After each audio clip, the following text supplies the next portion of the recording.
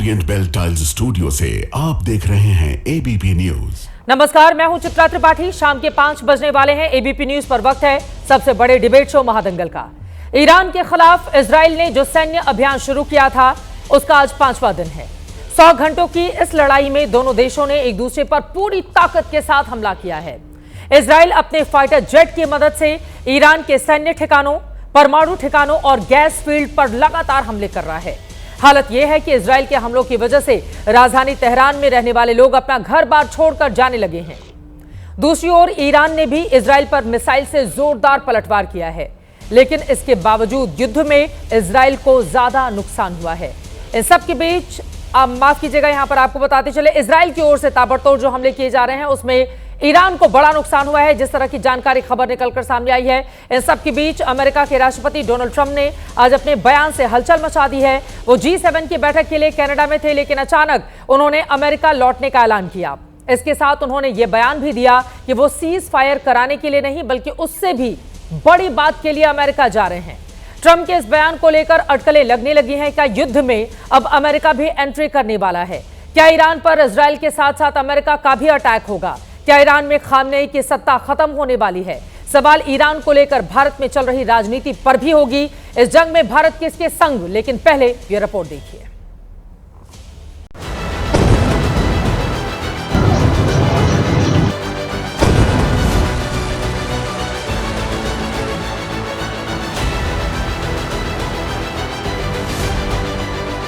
इस तनाव को कम करने के लिए भारत को एक सकारात्मक भूमिका निभानी ही चाहिए।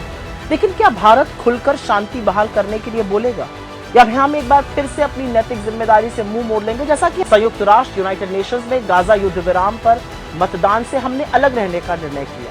ये गलत था, ये कायराना था, और खासतौर से जब वहां पर छोटे छोटे बच्चों की हत्या हो रही है। Prime minister of India should have express solidarity with the people and government of Iran.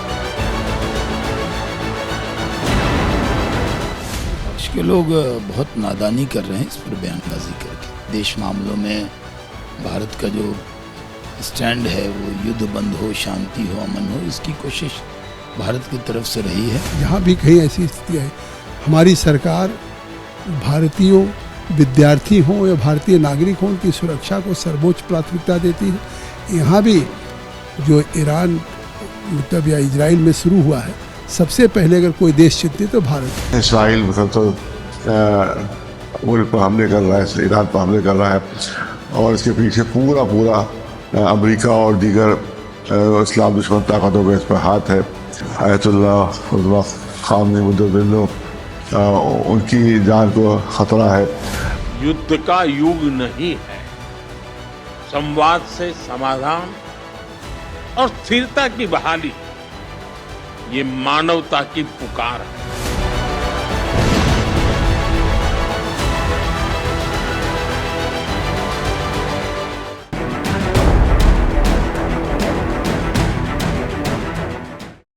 तो अमेरिकी राष्ट्रपति डोनाल्ड ट्रंप की ओर से जिस तरह का बयान सामने आया है, सवाल पूछे जा रहे हैं कि क्या ईरान पर अब अमेरिका करेगा हमला, और इसी के साथ ही साथ हिंदुस्तान को लेकर आगे की सियासत कैसे बढ़ी आगे। फिलहाल आपको ये जानकारी दे दें कि ईरान इजराइल युद्ध और भारत की स्थिति। ईरान में दरअसल 10,765 भारतीय हैं और इजराइल में तकरीबन 20,000 भारतीय हैं। उनको लेकर देश में एक अलग तरह की सियासत भी चल रही है। लेकिन इस पूरे मामले में G7, जहां पर खुद प्रधानमंत्री नरेंद्र मोदी इस वक्त शिरकत करने के लिए पहुंचे हुए हैं, उनका जो बयान युद्ध पर सामने आया है वो भी आपके लिए जानना बेहद जरूरी है। इजराइल को अपनी रक्षा करने का अधिकार है, ये कहा है G7 ने। इजराइल की सुरक्षा के लिए अपना समर्थन हम दोहराते हैं। ईरान क्षेत्रीय अस्थिरता और आतंक का प्रमुख स्रोत है। सीधा ईरान पर यह कहते हुए हमला किया गया है। ईरान के पास कभी भी परमाणु हथियार नहीं हो सकता है। G7 के तमाम देशों ने अपनी ये बातें पूर्णतया स्पष्ट कर दी हैं। इसी मुद्दे पर चर्चा करेंगे। खास मेहमानों की मौजूदगी है, उनका तारुफ परिचय आपसे करवा देती हूं। इस वक्त हमारे साथ मेजर जनरल GD बख्शी जी, रक्षा विशेषज्ञ, जुड़ चुके हैं। हमारे साथ मौजूद हैं सलमान सोद जी, जो कि प्रवक्ता हैं कांग्रेस पार्टी के। संगीत रागी जी, राजनीतिक विश्लेषक, आपको टीवी स्क्रीन पर दिखाई दे रहे हैं। इमरान डार, प्रवक्ता नेशनल कॉन्फ्रेंस के हमारे साथ मौजूद हैं। तस्लीम अहमद रहमानी जी, प्रवक्ता MPCI के हमारे साथ मौजूद हैं। और इसी के साथ ही हमारे साथ दीपक वोहरा जी, पूर्व राजनयिक, भी जुड़ चुके हैं। सबका बहुत बहुत स्वागत है। सबसे पहले जीडी बख्शी जी, आपसे शुरुआत करते हुए, क्योंकि कांग्रेस पार्टी का ये अहम बयान सामने आया है, ये कहते हुए कि इस तनाव को खत्म करने के लिए भारत को अपनी सकारात्मक भूमिका निभानी चाहिए और भारत को खोलकर शांति बहाली के लिए कदम उठाए जाने चाहिए। कांग्रेस की प्रवक्ता हैं सुप्रिया श्रीनित, वो कह रही हैं भारत का रुख आप क्या देख रहे हैं, और अमेरिकी राष्ट्रपति डोनाल्ड ट्रंप जिस तरह से G7 समिट से अलग होकर वापस अमेरिका पहुंचे हैं, उनका जो बयान सामने आया है वो क्या संकेत करता है? जीडी बख्शी जी। देखिए, मैं कहना चाहूँगा कि भारत एक देश है, in specific answer to your question, Bharat एक देश है जिसके ताल्लुकात दोनों इजराइल और ईरान के साथ बहुत अच्छे हैं और थियोरेटिकली भारत इसमें एक अच्छी भूमिका निभा सकता है अगर वो ये लेना यार, पूछो क्या है, अगर वो इसमें शांति लाने की प्रयास करे। लेकिन हम एक बार हाथ अपना रशिया यूक्रेन में जला चुके हैं। इतना आसान नहीं है यहाँ शांति ले आना, क्योंकि मुद्दे बड़े पेचीदे हैं, बहुत संगीन मुद्दे हैं। ठीक है, तो हमको केवल अभी तक तो अपील ही कर रहे हैं शांति की, और युद्ध का युग नहीं है जैसे हमारे प्रधानमंत्री जी कहते रहते हैं। लेकिन अब असलियत तो बहुत ही भयावह है। हर जगह युद्ध होते जा रहे हैं और ख़त्म होने का नाम नहीं ले रहे।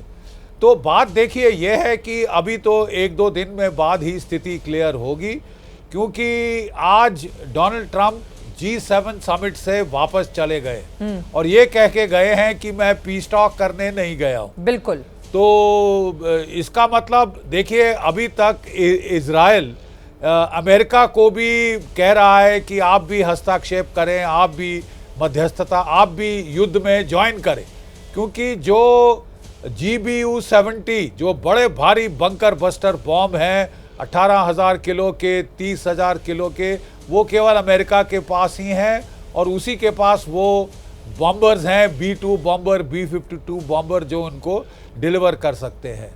तो एक तो अगर तो इजराइल और अमेरिका ने मिलकर ठान ली है कि साहब हम तो इजराइल को, ईरान को ख़त्म करके ही छोड़ेंगे, उसका nuclear stock pile, nuclear capability खलास करके ही छोड़ेंगे, तो फिर तो युद्ध एस्केलेट हो सकता है। बिल्कुल। अगर एस्केलेट हो सकता है तो ईरान के पास क्या विकल्प है?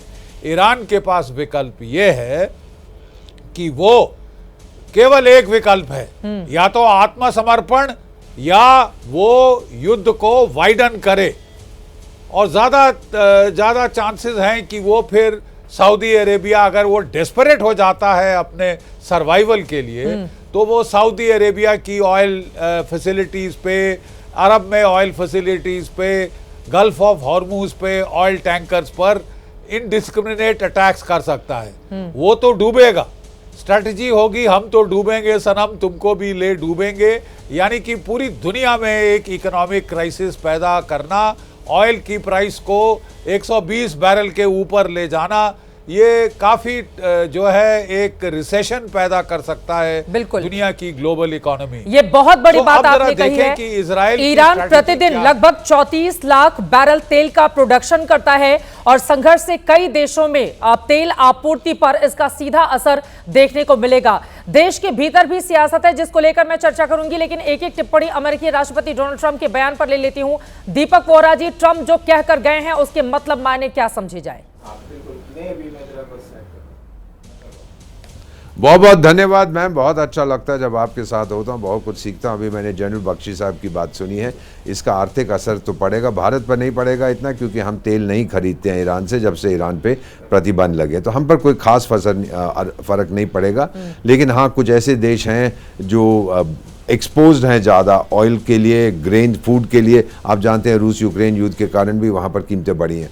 मेरा जो मानना है, ट्रंप जो वापस गया, पहले तो G7 ने जो स्टेटमेंट दिया, उन्होंने ये कहा है कि इजराइल को अधिकार है आत्मरक्षा का, यानी उन्होंने इजरायली पोजीशन को एक्सेप्ट किया है, उन्होंने ईरानियन पोजीशन को बिल्कुल रिजेक्ट कर दिया है कि मैं जो कर रहा हूँ वो मुस्लिम समुदाय के लिए और यहूदियों को जीने का अधिकार नहीं है। वो तो उनके हर रोज़ उनके नेता कहते रहते हैं वाइप आउट इजराइल दुनिया के नक्शे पीछे से। सो ट्रम्प साहब जो वापस जाके कह रहे हैं, अब ये मेरा मानना है मैम, अब मैंने कुछ लोगों से बात की है, दो चीज़ें आपको बता देता हूँ। पहली चीज़ कि वो जो सुप्रीम लीडर हैं अली खमेनी, ये मेरे कुछ फ्रेंड्स जो विदेशों में रहते हैं, इरानियंस इंक्लूडेड, उन्होंने कहा अली खमेनी साहब भाग गए हैं तेहरान से। ट्रंप ने क्या कहा था, तेहरान को इवैक्यूएट करो, भाग जाइए, वो चले गए हैं, वो मॉस्को चले गए। ये मैम अभी इसकी पुष्टि नहीं हुई है, ये सिर्फ मेरे कुछ अनऑफिशियल सोर्सेज जो हैं मेरे फ्रेंड्स, उन्होंने कहा वो भाग गया है क्योंकि उसको पता है कि अब बहुत दंगा होगा। और दूसरी चीज़ जो उन्होंने कहा है मैम, ये मेरा मानना है कि अगले 24 से 48 घंटों के अंदर इजरायली ग्राउंड ट्रूप्स, यानी उनकी आर्मी जिसका अभी तक प्रयोग नहीं किया, अभी तो एयरफोर्स का प्रयोग किया है, क्योंकि आपको पता है कि आप जैसे स्टूडियो में बैठ के प्रोग्राम कर रही है, वहाँ पे कोई महिला भी लाइव ब्रॉडकास्ट कर रही, टेलीकास्ट कर रही थी, वो उसके स्टूडियो को भस्म कर दिया जब वो बहुत चेतावनी दे रही थी, गाली दे रही थी इजराइल को। मेरा मानना है कि अगले 24 से 48 घंटे के अंदर उनकी आर्मी जाएगी और जो एनरिच्ड यूरेनियम कैनिस्टर्स में जो रखी हुई हैं सप्लाईज, उनको वापस ले आएगी। ये दो बड़ी चीजें होने वाली हैं मैम। रेजिम चेंज तो हो गया, वो तो गए मुल्ला सरकार, अगर खमेनी भाग गए हैं समझ लीजिए कि वो खत्म, कोई नया आएगा, पुराने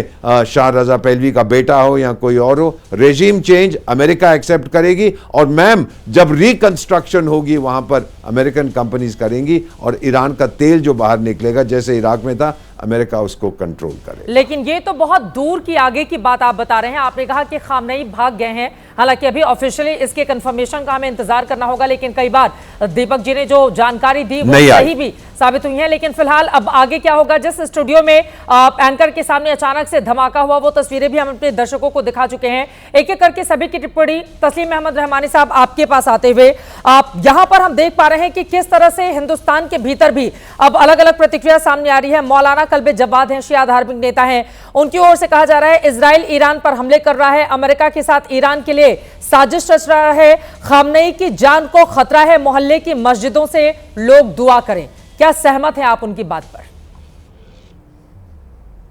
जो दो यहाँ पर इंतहाई किस्म के एक्सपर्ट कमेंट सुने हैं, मुझे उनको सुन के अभी तक हंसी आ रही है कि जैसे हम रात में ख्वाब में बैठे हुए कुछ सोच रहे हैं और वो ख्वाब हम यहाँ बयान कर रहे हैं। कन्फर्म को चीजों को आप प्रोपेगेंडा के लिए यहाँ, इसराइली प्रोपेगेंडा के लिए यहाँ बयान कर रहे हैं। मुझे मालूम नहीं कि पिछले 45 साल में कितने सफर तमाम लोगों के ईरान में हुए हैं। ये इतनी आसान चीजें नहीं है इस जियोपॉलिटिक्स में करना।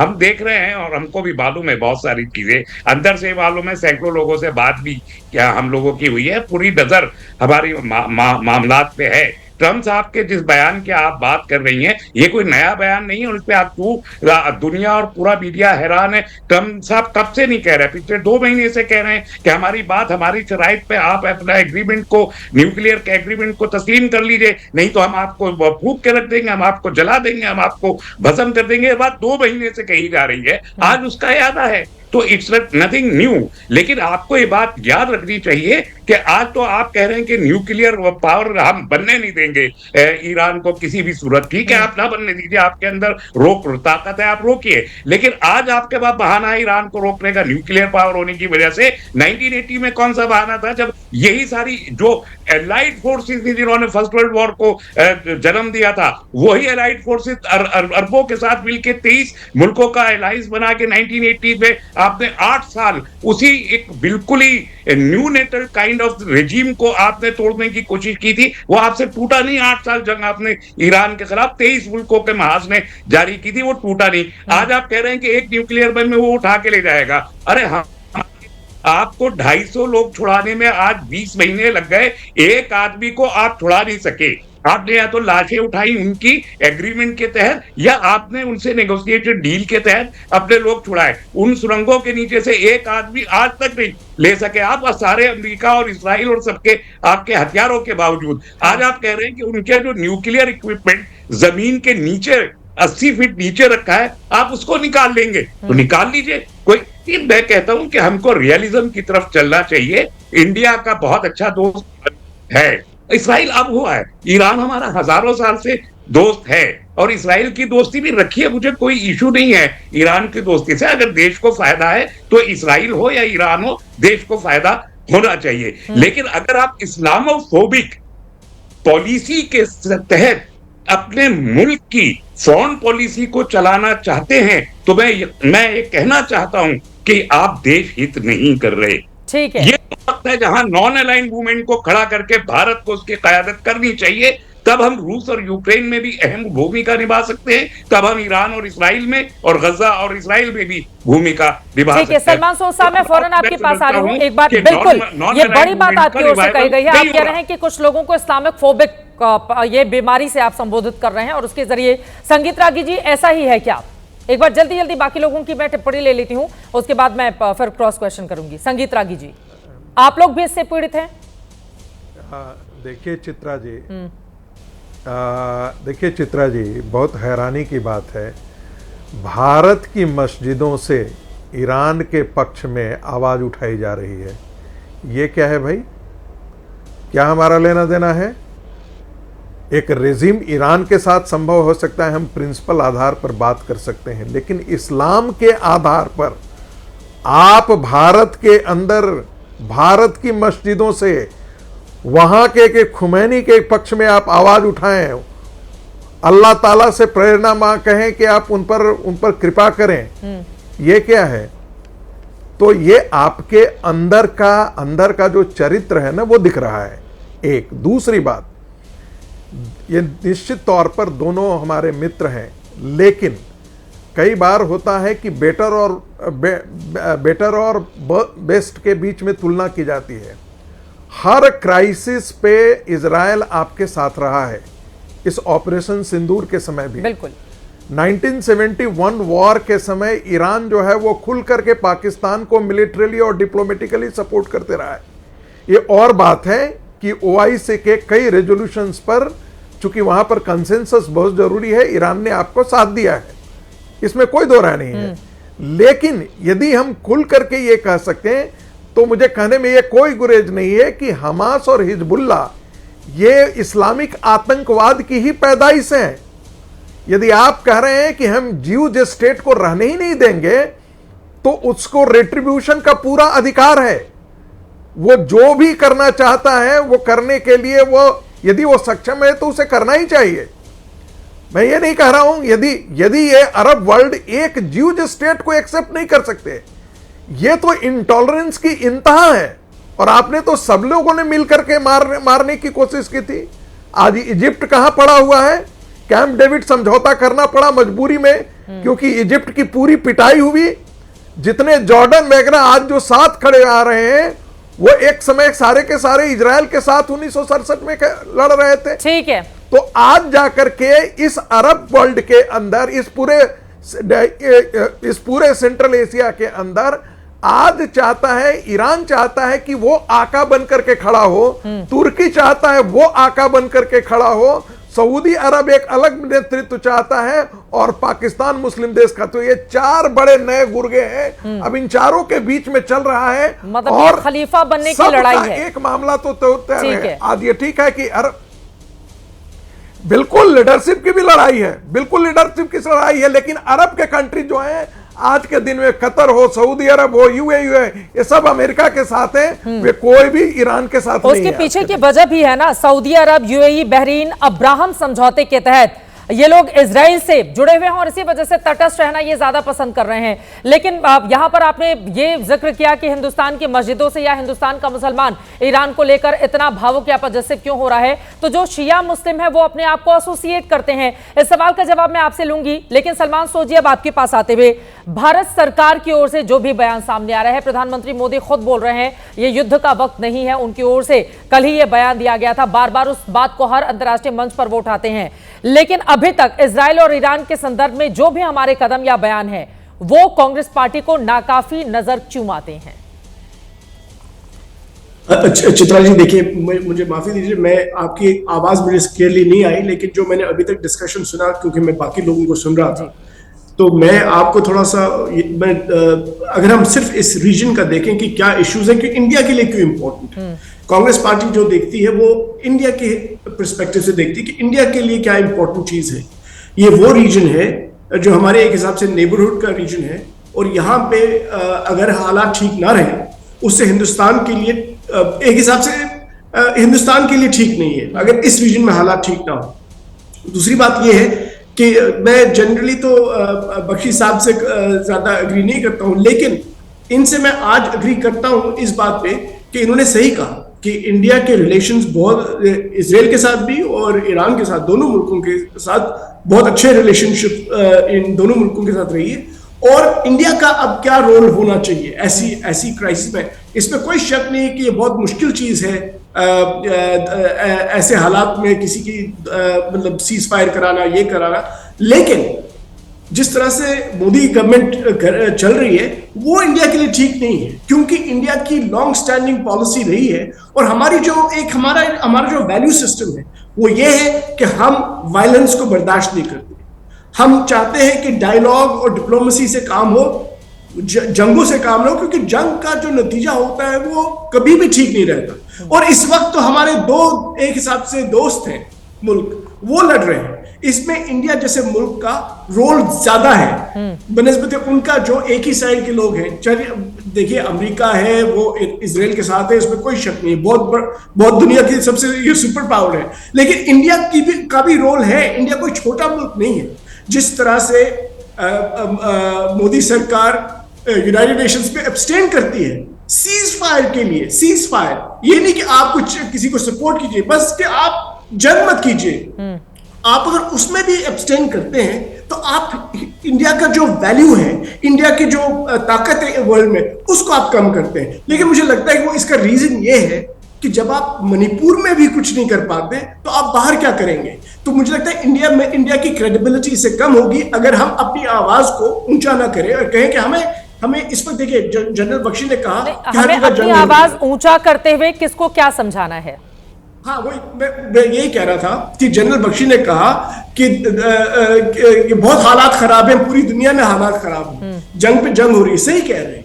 लेकिन बात यह है कि उस टाइम पे ऐसे मुल्कों को खड़ा होना चाहिए जिनके, हमारा स्पिरिट ही है नॉन वायलेंस, हमारी आजादी नॉन वायलेंस से हुई, तो हमको वही नॉन वायलेंस का जो एजेंडा है उसको उठाना है और अपनी क्रेडिबिलिटी को बनाना। हिंदुस्तान में तो देखिए सबसे बड़ा दुनिया में इस वक्त इंडिया है। प्रधानमंत्री जी ने तो यही कहा है कि युद्ध का वक्त नहीं है। वो बार-बार देखिए ना, यूक्रेन और रशिया के संदर्भ में भी बोल चुके हैं, वो यहाँ के संदर्भ में भी यही बातें बोल रहे हैं सलमान सोद साहब।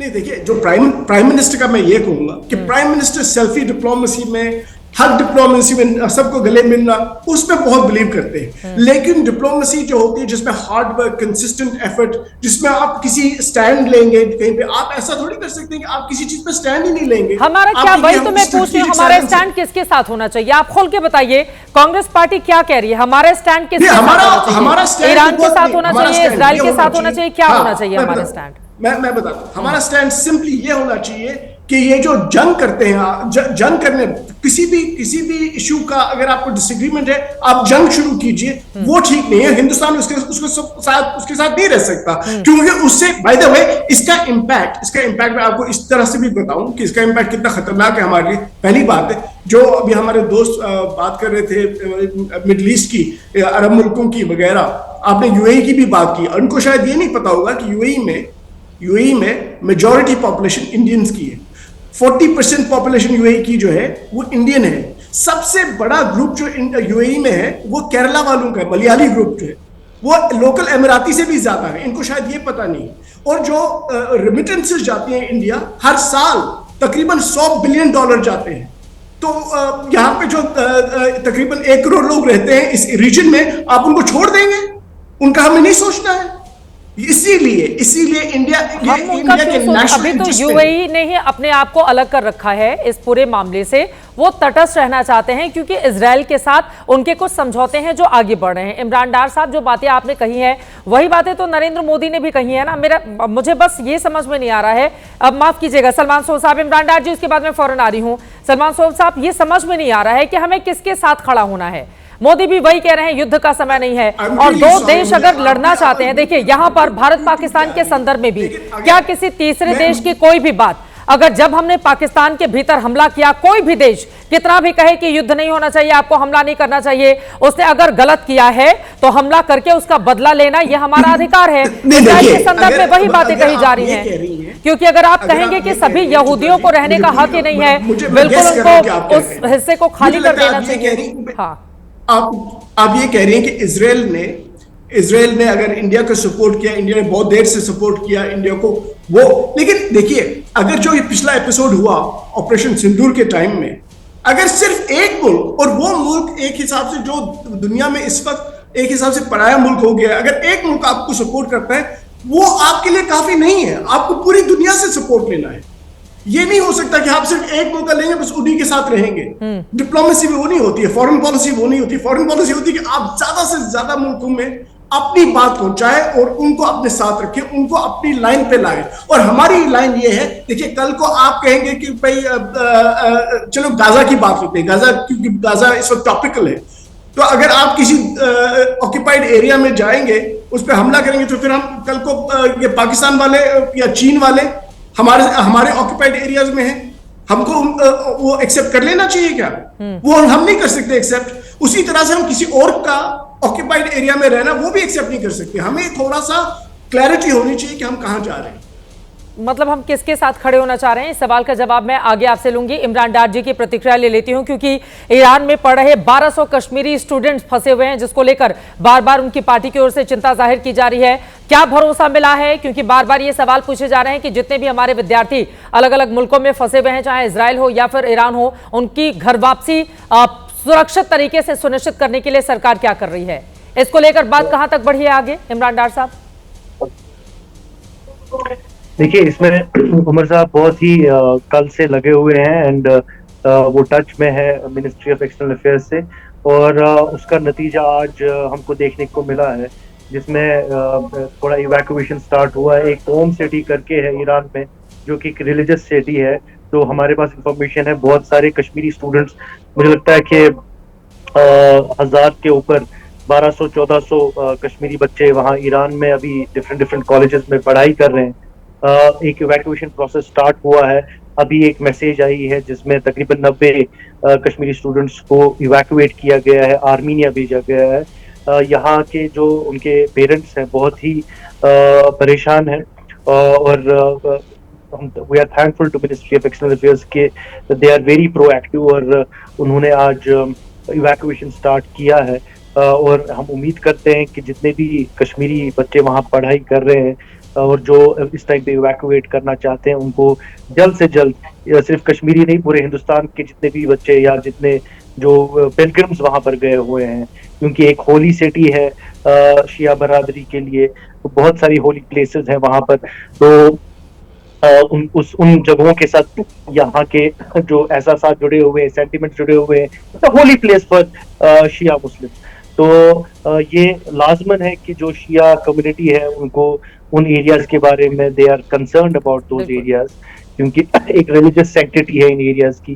और मुझे लगता है कि हमारा भी एक लॉन्ग स्टैंडिंग एक पॉलिसी रही है कि किस तरीके से हम पिलग्रिम्स को फैसिलिटेट किया है ईरान के साथ, हिंदुस्तान के साथ। तो ये सब चीजें तो चलती रहती है। तो हम लगे हुए हैं, उमर साहब लगे हुए हैं, जितना सा जल्दी से जल्दी हो सके। पिलग्रिम्स खासकर इस टाइम पे बहुत फंसे हुए हैं, उनको वापस लाने की जरूरत है। कुछ बिजनेस करने गए हैं, उनको वापस लाने की जरूरत है। और स्टूडेंट्स हैं, इमीडिएटली उनको इवैक्यूएट करने की बहुत अशद जरूरत है इस टाइम पे। यकीनन, और आपने जानकारी दी कि लगातार भारत सरकार के साथ आपकी भी जो सरकार है वो मिलकर, चाहे वो कश्मीरी स्टूडेंट हो या फिर देश के बाकी के हिस्सों के हो, उनके घर वापसी पूरी तरह से सुरक्षा के साथ सुनिश्चित करने की कोशिशें की जा रही हैं। एक बार फिर से मेजर जनरल जीडी बख्शी, आपका रुख करते हुए, चूंकि शुरुआत में ही आपकी ओर से ये बात कही गई कि रशिया और यूक्रेन के मामले में हम अपना हाथ जला चुके हैं, तो इसमें हमें कहते हैं कि दूध का जला छाछ भी फूंक फूंक कर पीता है। ऐसे में जब हम कांग्रेस पार्टी का रुख देखते हैं या फिर भारत सरकार का रुख देखते हैं, एक देश के तौर पर क्या पार्टियां अलग अलग निर्णय ले सकती हैं? क्योंकि देश के भीतर इस मामले को लेकर सियासत अक्सर हमको देखने को मिलती है। ऐसे में चूंकि आपका इतना लंबा अरसे का अनुभव रहा है, आप तमाम अंतर्राष्ट्रीय देशों को जानते, सुनते, पढ़ते, लिखते हैं, मैं आपसे जानना चाहती हूं, ऐसे में भारत की स्थिति क्या होनी चाहिए मौजूदा वक्त में? देखिए, भारत की स्थिति का आंकलन करने के लिए we must consider the factor. Israel ने जितना सपोर्ट हमको दिया है हर युद्ध में, तकनीकी विकास में, मिलिट्री टेक्नोलॉजी में, वो सिवाय रूस या फ्रांस के सिवा और कोई मुल्क ने इतना सपोर्ट हमको नहीं दिया है, हर युद्ध में दिया है। तो हम इस चीज़ को नज़रअंदाज नहीं कर सकते किसी भी हालत में। पेचीदी मामला यह है कि ईरान के साथ भी हमारे ताल्लुकात अच्छे रहे हैं, खासकर जो चाबहार का पोर्ट है उसकी डेवलपमेंट में हमने काफ़ी कुछ मदद करी है, और अफ़गानिस्तान के मामले को लेकर ईरान हमारे साथ रहा है। और जहाँ तक जो आतंकवाद हमारे बरखिलाफ़ हुआ है वो सुन्नी आतंकवाद उस तबके से ज़्यादा हुआ है, तो उसमें भी ईरान का हमारे साथ सपोर्ट रहा है। अब सवाल ये है कि इन दोनों के बीच में बड़ी बुनियादी एक डिफरेंस है। इज़राइल कहता है कि ईरान के पास न्यूक्लियर बॉम्ब मेरे लिए एग्जिस्टेंशियल थ्रेट है और कुछ भी हो जाए मैं इनको लेने नहीं दूंगा। तो ऐसे में आप क्या कर सकते हैं? ये अच्छा लगता है ख्याल कि हम हस्तक्षेप करें। At best we can be communicators of choice. जब जो देश जिनके ताल्लुकात आपके साथ अच्छे हैं वो आपको कहते हैं हाँ जी आपको हमको आपकी मदद चाहिए, तभी आपको बीच में टांग अड़ानी चाहिए, नहीं तो we will have to just stick clear of this and hope that peace will prevail. ये बड़ी बात आपकी ओर से कही गई है, लेकिन इन सब के बीच अब जो बयान भी सामने आ रहा है ईरान की ओर से आपकी तरफ ले जाएं, ये कि राष्ट्रपति ट्रंप से न्यूक्लियर डील करना चाहते हैं। बातचीत का भविष्य अब लड़ाई रुकने पर निर्भर करेगा। दीपक बोहरा जी, जब ईरान का इस तरह का पक्ष सामने आता है तो ये क्या संकेत करता है? और ईरान इजराइल संघर्ष का आगे आने वाले वक्त में काफी ज्यादा विस्तार आप देख रहे हैं, या आपको लग रहा है कि ट्रंप जिस तरह से वापस गए हैं हो सकता है आगे आने वाले वक्त में कुछ सही संकेत और शांति की दिशा में बढ़ते हुए प्रयास भी नजर आए? ये बहुत अहम प्रश्न आपने पूछा है। ईरान की कितनी क्षमता है मार खाने की? वहाँ के जो साधारण व्यक्ति हैं वो कहते हैं कि मुल्ला रेजीम जो है, और मैं मुल्ला इज्जत के साथ कह रहा हूँ, उनको क्या मिला है? 80% इन्फ्लेशन मिला है, 60% बेरोजगारी मिली है, क्या मिला है उनको ये सब करके? तो मैं सबसे बड़ा जो बेसिक चीज़ था कि मैं समझ सकता हूं कि फ़लस्तीनियंस और अरब्स कहें कि इजराइल मेरे घर में आके घुस गया है, यहाँ बैठ गया है। ईरान तो बहुत दूर है, 2000 किलोमीटर दूर है। बेगानी शादी में अब्दुल्ला दीवाना, आपको वहाँ मेडल करने के से क्या मिलता है? अब आपको मार पड़ी है। मेरा मानना है मैम, अगर ये सही है कि वहाँ की सरकार जो है पूरी तरह से डीकैपिटेट हो गई है, मिलिट्री ऑफिसर्स को मार दिया है, इंटेलिजेंस ऑफिसर्स को मार दिया, कुछ पॉलिटिकल लीडर्स भी खत्म हो गए हैं, मेरा मानना है कि अगले 48 घंटे में सीज फायर होगी और एक नई सरकार वहाँ बनेगी जो अमेरिका के समर्थन के साथ इजराइल से हाथ मिला के कहेगी भाई जो कुछ हुआ जाने दीजिएगा, अब हम शांति के साथ रहेंगे। लेकिन हम भी वही चाहते हैं। बात करके गए नहीं है दीपक बोहरा साहब, आपको ऐसा क्यों लग रहा है कि सीज फायर हो जाएगा और वहां पर तब्दीली हो जाएगी हुक्मरानों की? क्योंकि ईरान में अब क्षमता नहीं है आगे लड़ने की मैम। जो मिसाइलें वगैरह थी मेरा ख्याल सारी उसकी ख़त्म हो गई हैं। अब आपने भी ये जानकारी देखी है कि अब बहुत कम हो गए हैं जो वो हमला कर रहे हैं। पहले जो कुछ मिसाइलें बची हुई थी धड़ाधड़ दाग रहे थे, अब नहीं कर रहे हैं। और अब मेरा मानना है क्योंकि इजराइल के पास टोटल एयर डोमिनेशन है, अब मैडम ग्राउंड ट्रूप्स जाएंगी अगले 24 या 48 घंटों के अंदर और सीज फायर आप देखेंगी हो गया। इजराइल बोलेगा हमारे जो ऑब्जेक्टिव्स थे हमने उनको हासिल कर दिया, अब यहीं पर हम रुक जाते हैं। लेकिन बार बार अगर ईरान की ओर से भी न्यूक्लियर डील को अपना पक्ष लेकर रखा जा रहा है और इस मामले में हमने इराक का भी जो इतिहास रहा है उसको भी नहीं भूलना चाहिए। लेकिन संगीत रागी जी, जल्दी से, आप सलमान सोच की बातों पर बहुत हाथ उठा रहे थे, आप जवाब दे दीजिए। बार बार ये जो शिया मुसलमान अपने आप को एसोसिएट करते हैं ईरान के साथ, इसी वजह से देश की अगर कुछ मस्जिदों में इस तरह की बातें हो रही हैं तो उस पर क्या आपत्ति है संगीत रागी जी? देश का एक बहुत बड़ा तबका है वो इजराइल के साथ अपने आप को जोड़कर देखता है। नहीं, देखिए, नहीं, मैं कहता हूं कि भारत का मुसलमान हो या हिंदू हो, वो भारत के हितों को ध्यान में रख करके उसको बात करनी चाहिए, चाहे वो मस्जिद हो या मंदिर हो। ऐसी स्थिति में हम किसके साथ खड़ा होना, ये बड़ा महत्वपूर्ण सवाल हो जाता है।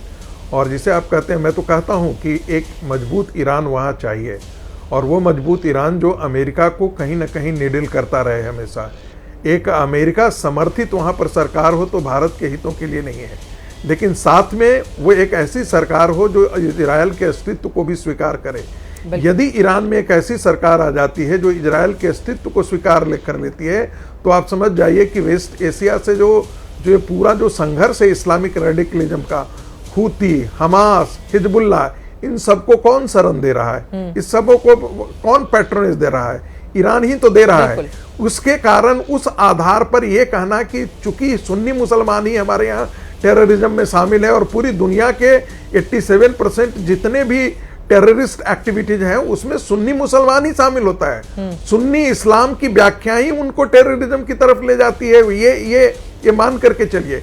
तो ऐसी स्थिति में फिर भी हम ये नहीं कह सकते हैं कि हाँ ईरान के साथ हमें खड़ा हो जाना चाहिए। हाँ, सीज फायर हमें ये नहीं भूलना चाहिए, जैसा कि जनरल जीडी बख्शी ने कहा, इजराइल ने आपको हर क्राइसिस में टेक्नोलॉजी से लेकर के मिलिट्री हार्ड पावर, सारी चीजें, हार्डवेयर, ये सारे आपको दिए हैं। आप उसे कैसे भूल सकते हैं? ऑपरेशन सिंदूर के समय जब कोई नहीं खड़ा होकर के आ रहा था, उस समय भी वो आपके साथ खड़ा था। बाकी सारी दुनिया में कोई आदमी, कोई कंट्री आकर के तो नहीं खड़ा हुआ था उस समय जब हम लड़ रहे थे। तो हमको भी उसके प्रति सेंसिटिव होना चाहिए, जबकि कांग्रेस सरकारें नहीं हुआ करती थी। हम फिलिस्तीन के झंडा लेकर के यहाँ पर भारत के अंदर आंदोलन किया करते थे। क्या फिलिस्तीन वगैरह और उसके जितने अरब कंट्री है वे क्या हमारे साथ आकर के खड़े हो गए थे? क्या कश्मीर के मुद्दे पर नहीं खड़े हुए थे। इसलिए भारत के मुसलमानों को ये अपनी मानसिकता छोड़नी ही चाहिए। भारत का क्या इंटरेस्ट है भारत सरकार बेहतर तरीके से जानती है और भारत सरकार का स्टैंड बहुत अच्छा है, बहुत क्लियर है। तस्लीम अहमद रहमानी जी, आप सहमत हैं उनकी बातों से? वो कह रहे हैं कि भारत के मुसलमानों को भारत के हित के हिसाब से देखना चाहिए और जो मुल्क भारत की मुश्किलों में साथ दे उनका साथ हमें देना होगा। देखिए, संगीत रागी जी से तो मुत्तफिक होने का कोई सवाल ही नहीं पैदा होता कि ये दुनिया के नहीं तो कम से कम भारत का सबसे बड़ा इस्लामोफोबिक कैरेक्टर है जिसको कभी भी बुद्धि नहीं आती। जहां तक भारत के हित का ताल्लुक है, हम जो बात कर रहे हैं भारत हित की ही कर रहे हैं। हम सब लोग जो बात कर रहे हैं भारत हित की कर रहे हैं। भाजपा हित की बात कब नहीं होती है। अगर हम भारत हित की बात करें तो जो भाजपा का हित है वो भारत हित नहीं है। फॉरेन पॉलिसी पर डिस्कशन होगा, देश के अंदर होगा, देश के लोग करेंगे। अकेले भाजपा तय करके बताएगी कि ये जो फॉरेन पॉलिसी है और ये भारत हित है, उसे मान लिया जाए चुपचाप और उसे नेशनलिज्म कहा जाए, ये तस्लीम नहीं किया जा सकता भारत जैसी वाइब्रेंट डेमोक्रेसी में। मसला ये है संगीत रागी के बीच और बाकी लोगों के बीच। मैंने जैसा कि अर्ज किया, हमारा तकरीबन $3 बिलियन का इन्वेस्टमेंट चाबहार में है जिसका अभी यहाँ जिक्र हुआ। $5 बिलियन का था हमारा अफगानिस्तान में। ना हमारा ये मटेरियलाइज हो रहा है ना हमारा वो मटेरियलाइज। बिल्कुल अब पड़ोस में हमारे ममालिक हैं बहुत पुराने। जी, मुझे आ रही है आवाज? आ रही, अपनी बात को आप आगे बढ़ाएं, आपकी बात समझ में आ रही थी।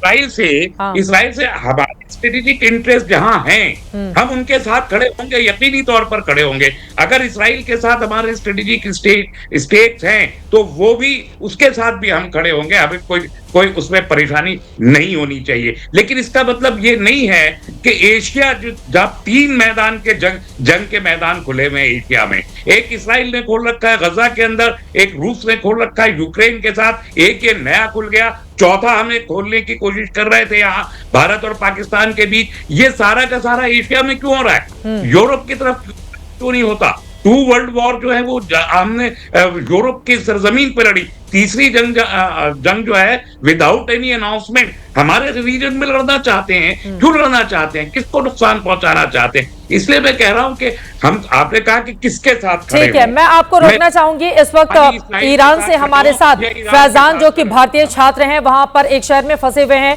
वो सीधे जुड़ चुके हैं। आप उनको टीवी स्क्रीन पर देख रहे हैं। फैजान, आप कहां पर हैं? किस तरह की मुश्किलों का सामना करना पड़ा है? भारत वापसी के लिए क्या कोशिशें की जा रही हैं? वालेकुम सलाम, बताइए फैजान। आप मुझे सुन पा रहे हैं? बिल्कुल सुन पा रही हूँ। जी, अभी मैं जिस शहर में हूँ इसको किरमान बोलते हैं और मैं छात्र हूँ Kirman university of Medical science का। हालांकि किरमान, मेरी आवाज आ रही है? आपकी बिल्कुल आवाज आ रही है साफ। आप अपनी बात को आगे बढ़ाइए।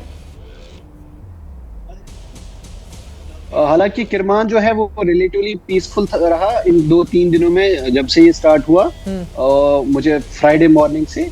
लेकिन जो अनसर्टेनिटी है और जो डर का माहौल है वो सेम है, चाहे कोई स्टूडेंट तेहरान में था, चाहे कोई स्टूडेंट किरमान में है या शिराज में है। वो डर का माहौल बिल्कुल सेम है, उसमें ना आप ये कोई डिफरेंस नहीं कर पाओगे। हालांकि ये मैं बोल सकता हूं कि जो तेहरान है, इन सब जितनी भी सिटीज अंडर अटैक थी उनमें से तेहरान सबसे मोस्ट इफेक्टेड रहा। तो अभी तक ये सूरत हाल ये है कि तेहरान के जो बच्चे हैं, जितने भी वहाँ यूनिवर्सिटीज हैं, वहाँ IUMS है, Iran University of Medical Science, वहाँ Tehran University of Medical Science है, वहाँ Shahid Beheshti University of Medical Science है, उन सब बच्चों को एक जगह लिया गया है, उसको कुंभ बोलते हैं, कल सुबह, और वो कल रात कुंभ में ठहरे थे, और वहां कुछ 20-30 बच्चे जो फंस गए थे, जो रह गए थे बाकी, उनको आज सुबह कुंभ लेके गए। और ये सूरत हाल है तेहरान मेन सिटी की। और यहाँ एक दूसरा शहर है, दूसरा प्रोविंस है, उसको उर्मिया बोलते हैं। वहां जो बच्चे थे, इंडियन स्टूडेंट्स तकरीबन 20-30 बच्चे थे, उनको आर्मीनिया के बॉर्डर से आर्मीनिया लेके गए वो, और मुझे लगता है they will be the first ones who will fly to India, first Indian students. आप लोगों को पूरी सहायता मिल रही है सरकार की ओर से? तो और शहर है आप लोग घर वापस आना चाहते हैं, सरकार की ओर से क्या संपर्क किया गया है? भारत से पूरी सहायता मिल रही है आपकी घर वापसी सुनिश्चित कराने के लिए? Since day one, जो इंडियन एम्बेसी इन तेहरान है, they have played a key role in facilitating the safety of the students or any Indian citizen here. Day one से वो एक्टिव है, ग्रुप्स एक्टिव है, उनके इमरजेंसी नंबर्स एक्टिव है। But I मे से we should understand कि अगर Tehran में कोई बच्चा है, उनका जो नजदीकी बॉर्डर इराक था, लेकिन इराक तक जाने में भी उनको 2 दिन लगेंगे, तो it is very difficult to understand कि वो रूट कौन सा इख्तियार करेंगे।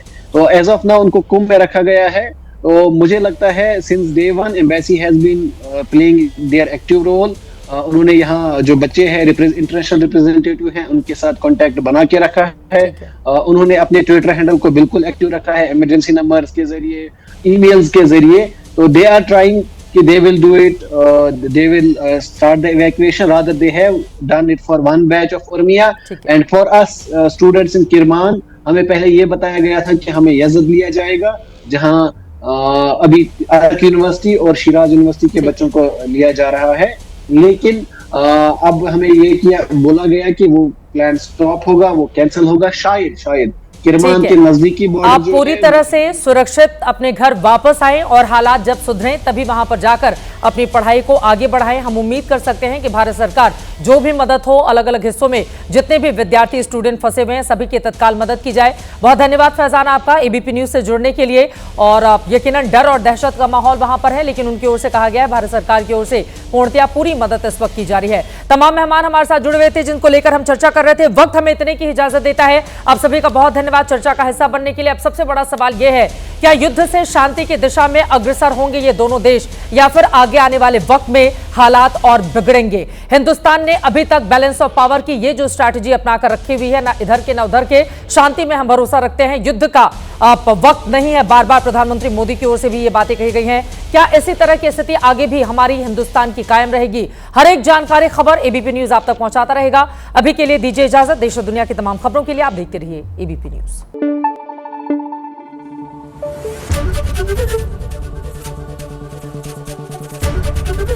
ABP न्यूज आपको रखे आगे।